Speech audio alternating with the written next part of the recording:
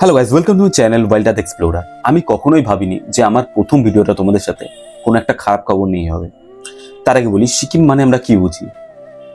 মেঘে ঢাকা পাহাড়, সুন্দর একটা বাইক রাইড এক্সপিরিয়েন্স করার জায়গা, যেখানে খুব সুন্দর সুন্দর জায়গা আছে যেগুলো নিজেদের বাইক নিয়ে পৌঁছে যাওয়ার এই যে মজাটা, সেটা আস্তে আস্তে হয়তো শেষ হয়ে যাচ্ছে।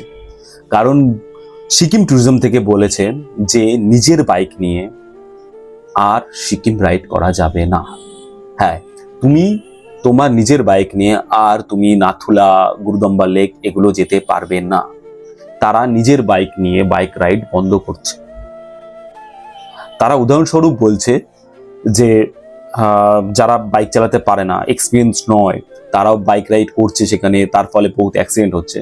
কিন্তু তারা এটাও বলছে যে তুমি যদি সিকিম থেকে বাইক রেন্ট করো তাহলে তুমি রাইড করতে পারবে। মানে যারা আর এক্সপিরিয়েন্স নয় তারা ওখান থেকে বাইক নিলে এক্সপিরিয়েন্স হয়ে যাবে। এই জিনিসটা ঠিক ঠিক লাগলো না। যদি বন্ধই করতো তো পুরোপুরি বন্ধ করতে হতো। এটা হয়তো সিকিম সরকার একটা নতুন ব্যবসার একটা জায়গা তারা বানাচ্ছে, কিন্তু এটা আমাদের মতো ছেলেপেলেদের জন্য খুবই খারাপ খবর।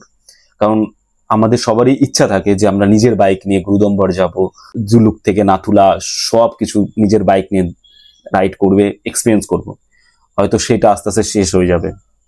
এটা পুরোপুরি এখনো প্রযোজ্য হয়নি, জানি না কি হবে, বাট তারা বলছে, তারা করেছে যে নিজের বাইক নিয়ে রাইড করা যাবে না। হ্যাঁ, এর আগেও ছিল, এর আগেও প্রোটেক্টেড এরিয়াগুলোতে অনেক নিষেধাজ্ঞা ছিল, আর তার কারণও ছিল।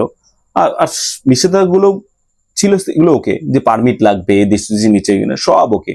কিন্তু এটা যেটা বলছে সেটা যারা আমরা অল্প স্বল্প বাইক চালাই, যে পছন্দ করি বাইক নিয়ে পাহাড়ে যাব, তাদের জন্য খুবই খারাপ খবর।